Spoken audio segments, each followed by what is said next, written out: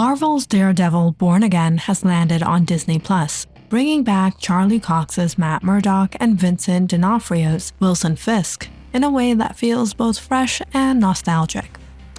After some behind-the-scenes chaos, including a total creative reset, it's finally here.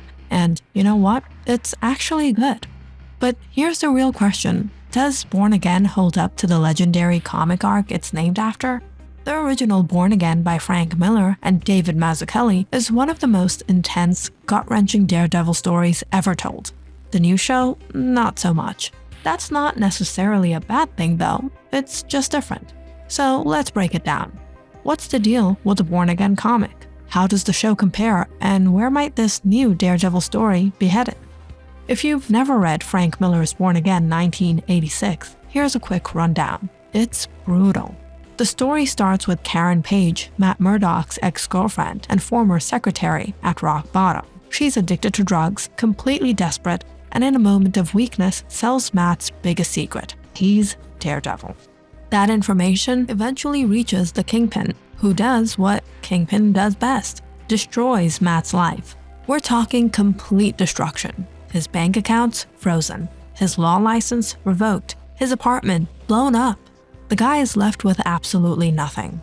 Kingpin doesn't just want to beat Daredevil, he wants to break him, mind and body. And for a while, it looks like he succeeds. But Matt, being Matt, fights his way back. He finds strength in his faith, his friends, and even Karen, who, despite her mistakes, plays a key role in his redemption. The whole story is a masterclass in resilience, loss, and what it means to truly be a hero. Now, with a title like Born Again, you'd think that the Disney Plus show would follow the same intense emotional storyline. Nope, not even close. Marvel's Daredevil Born Again takes some inspiration from the comic, but it's really telling a different story. Instead of focusing on Matt's personal downfall, the show leads into political corruption, legal drama, and the complicated relationship between heroes and the law. It's less about Matt losing everything and more about him navigating a city that's getting harder and harder to protect. In the comic, Karen betrays Matt, setting off the whole disaster. In the show, that doesn't happen. Karen is still part of the story, but her character arc avoids the tragic drug addiction plot. Instead, she stays strong, which totally changes the emotional weight of the story. The Born Again series makes a huge change right from the start. Foggy Nelson is dead. Or is he? The first episode suggests that Bullseye took him out, which sends Matt into a spiral. But in the comics, Foggy never actually dies. His death was faked to protect him. Could the show be setting up a similar twist? Maybe Foggy really isn't gone. One of the best changes is that Wilson Fisk is running for mayor of New York City. This plot actually comes from a more recent Daredevil comics by Charles Soule, where Fisk uses political power to crack down on vigilantes.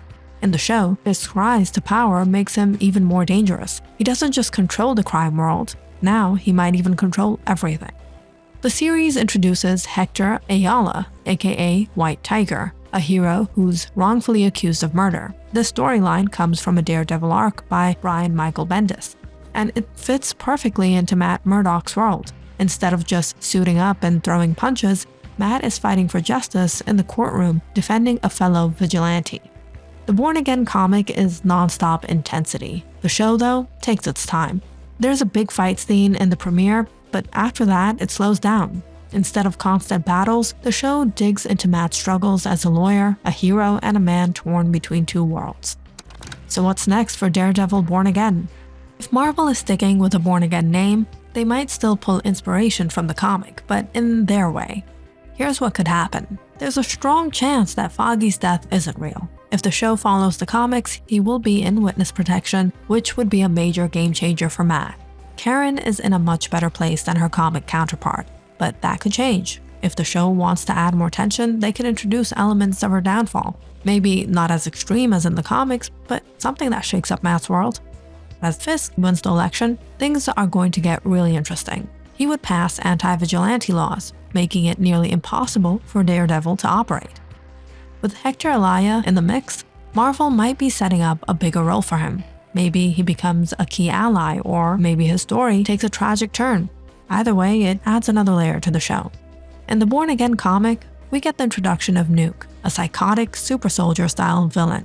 Could the show bring him in? Or will they pull another villain from Daredevil's rogues gallery? Maybe Bullseye comes back as a bigger threat. At the end of the day, Daredevil Born Again is not a direct adaptation of Frank Miller's classic. And honestly, that's okay.